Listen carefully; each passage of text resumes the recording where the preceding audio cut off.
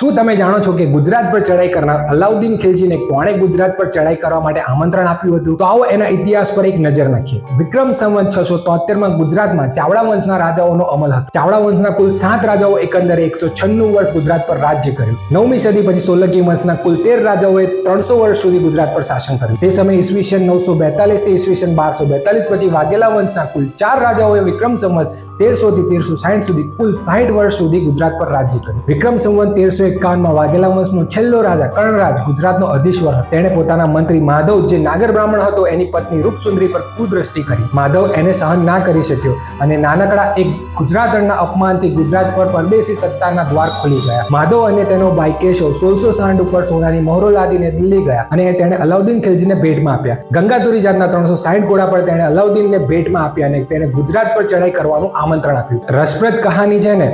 શું તમે આગળ શું થયું એ જાણવા ઈચ્છો છો? તો પ્લીઝ કોમેન્ટ કરજો અને અમારા પેજને ફોલો કરજો.